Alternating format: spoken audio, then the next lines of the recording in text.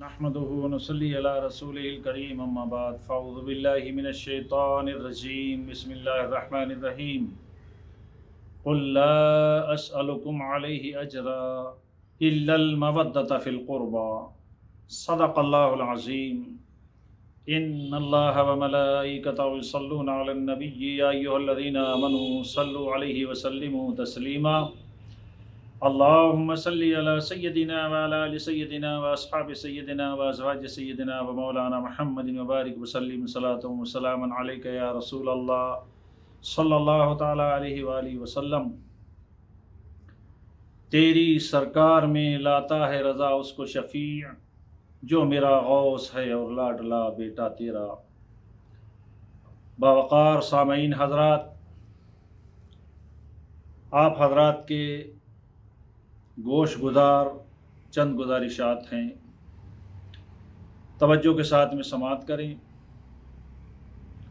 آج کا دور بڑا عجیب قسم کا دور ہے، بڑا پرفتن دور ہے، فتنوں سے بھرا ہوا دور ہے۔ ہر آدمی اپنی عقل کے مطابق اور عقل کی ترازو میں دین کو تولنا چاہتا ہے اور اس کے مطابق چلنا چاہتا ہے۔ دین عقلوں میں تولی جانے والی شے نہیں ہے۔ دین کو عقلوں پر تول کر عمل کیا جائے، اس کو دین پسند نہیں کرتا ہے۔ دین نام ہے محبت مصطفیٰ صلی اللہ علیہ وسلم، محبت اہل بیت، محبت صحابہ کرام کا۔ ہمارے یہاں دین کو ٹکڑوں میں تقسیم کر لیا گیا ہے۔ ایک طبقہ صرف عمل پر زور دیتا ہے، ایک طبقہ صرف محبت پر زور دیتا ہے۔ ایک طبقے کا حال یہ ہے کہ وہ اہل بیت کو ہٹا کر بات کرتا ہے، ایک طبقہ اہل بیت کے تعلق سے بات کرتا ہے، اور کچھ لوگوں کا حال یہ ہے کہ اگر اہل بیت پر بات کی جائے اور کوئی اہل بیت کی بات کر رہا ہو تو اس کو وہ شیعوں کا ایجنٹ ٹھہراتے ہیں، اس کو سنیت سے خارج کرنے پر تل جاتے ہیں اور اپنی عقلوں کے مطابق لوگوں کو آگاہ کرتے ہیں۔ جیسا کہ واٹس ایپ میں ابھی کچھ تصویریں چل رہی ہیں کہ شیخ الاسلام ڈاکٹر محمد طاہر القادری صاحب، سید کاظم پاشا صاحب، مفتی محمد حنیف قریشی صاحب اور دیگر علماء کرام، ان کی تصویریں دینے کے بعد میں اس پر لکھ دیا ہے سنیوں ہوشیار رہو، یہ شیعوں کے ایجنٹ ہیں، شیعوں کے دلال ہیں۔ معاذ اللہ رب العالمین، اس قسم کی باتیں کرنا یار بڑے شرم کا مقام ہے۔ یہ اہل بیت کی بات کرتے ہیں اس لیے یہ شیعوں کے دلال ہو گئے؟ کیا اہل بیت کی محبت صرف شیعوں ہی کی جاگیر ہے، وہی اس کو اپنا سکتے ہیں؟ اہل سنت کا اس سے کوئی تعلق نہیں ہے۔ حقیقت یہ ہے کہ اہل بیت کی محبت کے بغیر ایمان کا کوئی تصور ہی نہیں کیا جا سکتا۔ رسول اکرم صلی اللہ تعالی علیہ وآلہ وسلم نے ارشاد فرمایا، الزموا مودتنا اہل البیت فإنہ من لقی اللہ وہو یودنا دخل الجنۃ بشفاعتنا۔ ارشاد فرمایا مصطفیٰ صلی اللہ علیہ وسلم نے، ہم اہل بیت کی محبت کو لازم کر لو۔ ارشاد فرمایا جو اس حال میں اللہ سے ملاقات کرتا ہے کہ اہل بیت کی محبت اس کے دل میں ہے اور اس نے اہل بیت کی محبت کو لازم کر لیا ہے، تو فرمایا وہو دخل الجنہ بشفاعتنا، وہ ہماری شفاعت کی وجہ سے جنت میں داخل ہوگا۔ اب پھر ایک طبقہ وہ جو اپنے اعمال پر دار و مدار رکھتا ہے کہ بس اعمال ہیں تو نجات ہو جائے گی، اللہ راضی ہو جائے گا، سب کچھ ملے گا۔ حالانکہ نبی کریم صلی اللہ علیہ وآلہ وسلم نے ارشاد فرمایا، والذی نفسی بیدہ لا ينفع عبدا عملہ الا بمعرفت حقنا۔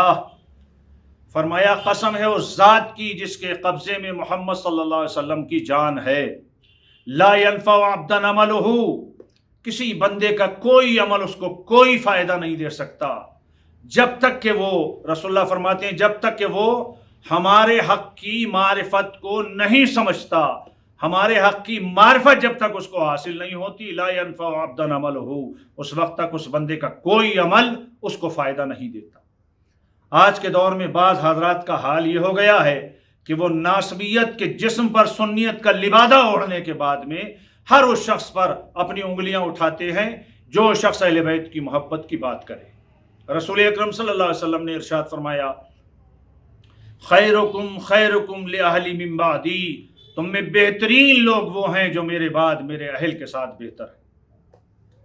अरे ये आज आप कर रहे हो ना, आप ही का मामूल नहीं है, इससे पहले भी बहुत से लोग इस तरह की बातें करते रहे।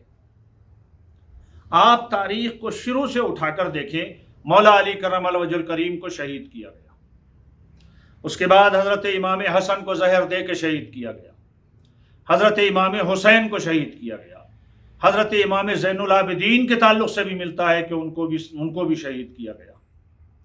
हजरत इमाम ज़ैनुल आबिदीन के बच्चों पर नजर डालें, हजरत इमाम बाकर, हजरत इमाम ज़ैद, इन लोगों के ताल्लुक से भी यही रिवायात मिलती हैं कि इनको भी शहादत की मौत आई।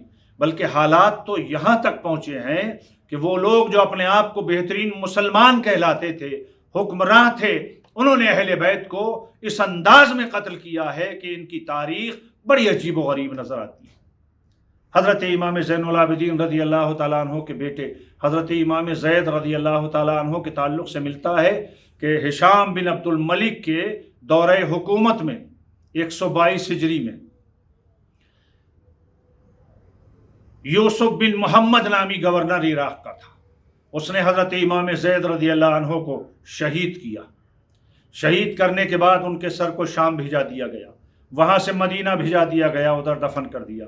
आपका जिस्म शरीफ जो बाकी रहा उसको एक खंबे पर लटका दिया गया, और वो भी बरहना बिल्कुल नंगा करके कपड़े उतार के लटकाया गया।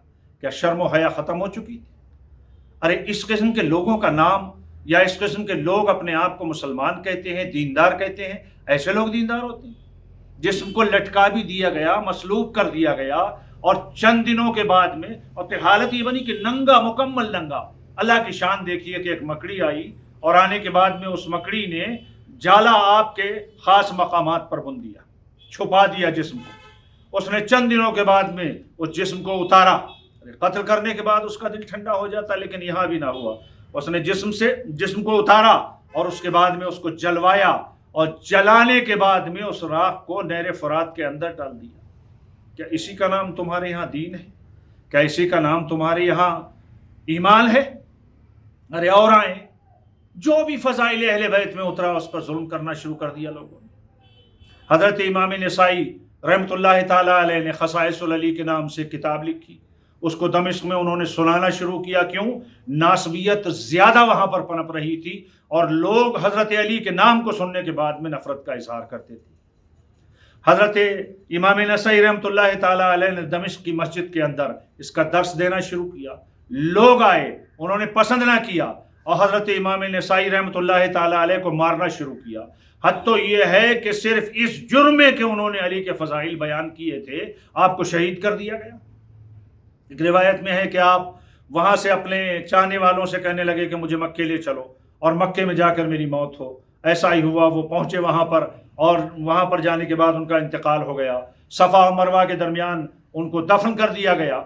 सोचे सही यार, ये अहले बैत की मोहब्बत पर अगर कोई बोलता है तो तुमको क्यों मिर्चें लगती हैं यार?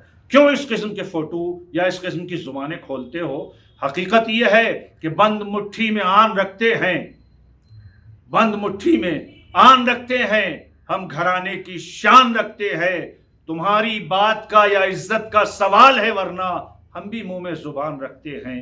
आप हजरात इस सिलसिले में अपने आप को अच्छे तरीके से समझाने की कोशिश करें कि अहले बैत की मोहब्बत पर उठने वाली ज़ुबानों को तान का निशाना ना बनाएं, उन पर तीर ना चलाएं, उनको ये ना कहें कि ये शियाओं के एजेंट हैं, बल्कि ये कहें कि ये गुलामाने अहले बैत हैं, इनकी इज्जत की जाए। और जो लोग अहले बैत से मोहब्बत करते हैं उनकी इज्जत करना हमारा फ़र्ज़ है यार। कुरान मुक़द्दस में अल्लाह ने इरशाद फरमाया, कुल ला असअलुकुम अलैहि अजरा इल्लल मवद्दत फ़िल क़ुरबा, कि महबूब सल्लल्लाहु अलैहि वसल्लम आप फरमा दें कि मैं अपने तबलीग दीन का तुमसे कुछ अजर नहीं चाहता हूँ, सिर्फ ये चाहता हूँ कि मेरे अहले बैत से मोहब्बत करो, मेरे अहले बैत से मोहब्बत करो। अरे यार, आप और हम अपने इमाम को देखें, सैयदना हुज़ूर आला हज़रत फ़ाज़िल बरेलवी ने आज के दौर और बल्कि क़यामत के दौर तक के हर सैयद के लिए फरमा दिया, तेरी नस्ल पाक में है बच्चा बच्चा नूर का, تو ہے عین نور، تیرا سب گھرانہ نور کا۔ کیا محبت تھی یار! اگر آپ کو اعلیٰ حضرت سے محبت ہے تو اس طرح کی زبانیں کھولنا بند کر دو، اہل بیت کے چاہنے والوں سے محبت کرو، اور جس پر چاہا جیسا چاہا بول دیا، یہ تمہارا مزاج ہے، شریعت نہیں ہے۔ جس پر چاہا کفر کا فتویٰ ٹھونک دیا، گمراہی کا فتویٰ ٹھونک دیا، جس کو جو چاہا بول دیا۔ ارے کسی نے کیا خوب کہا تھا، لگا دیتا ہے تو ہر ایک پر کفر کا فتویٰ، یہ دین تیرے باپ کی جاگیر نہیں ہے۔ ارے دین کو اپنے باپ کی جاگیر نہ بناؤ، دین مصطفیٰ جان عالم صلی اللہ علیہ وسلم کی اداؤں کا نام ہے۔ رسول گرامی علیہ الصلاۃ والسلام نے جو فرما دیا، جو لے کر آئے، اسی کا نام دین ہے، اسی پر چلو اور اسی پر ہمیشہ قائم رہو، اور اہل بیت کی محبت کو دل میں بسا کر اپنی زندگی کو گزارو۔ اللہ تعالیٰ مجھے، آپ کو، تمام مسلمانوں کو، تمام احباب اہل سنت کو اہل بیت کی محبت عطا فرمائے، اور اسی پر ہمارا خاتمہ فرمائے، اور انہی کے جھنڈے کے نیچے قیامت میں ہمارا حشر فرمائے۔ وآخر دعوانا ان الحمد للہ رب العالمین۔